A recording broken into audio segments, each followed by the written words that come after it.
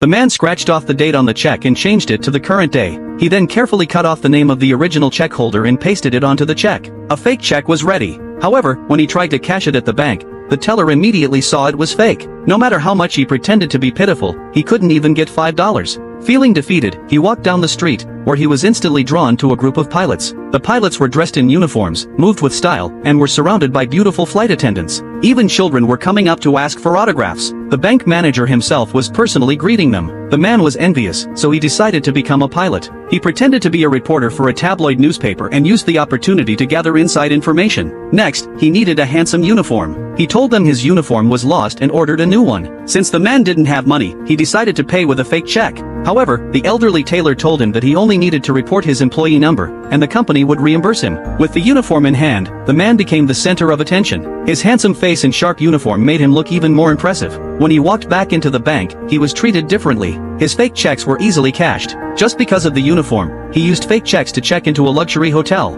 Next, he took a model airplane, soaked it in water, carefully peeled off the airline's logo, and pasted it on the fake checks, then pressed them flat with a book. His bathtub was soon filled with models, and he was making more and more fake checks. He boldly started flying for free, even sitting in the cockpit as if he were a fellow employee. He flew over 3 million kilometers for free without a single mistake. To make the fake checks even more realistic, he took pictures of an old bank printing press. But with so many fake checks in circulation, the police soon started to investigate. The police decided to arrest him, but when they opened the door, there was no one inside. They shouted for him to come out of the bathroom. The man calmly walked out. My name's Alan, Barry Allen, United States Secret Service. Your boy just tried to jump out the window. My partner has him in custody. The police didn't believe him and demanded to see his ID. Without hesitation, the man handed over his wallet. Just as the officer was about to check, the man led him to the window and pointed outside, saying that his colleague was taking a criminal away. It was a perfect performance. The man breathed a sigh of relief, even boldly checking the officer's credentials. Then, while the officer was distracted, he quickly packed up the printer and headed for the door. Suddenly, the officer called out to him.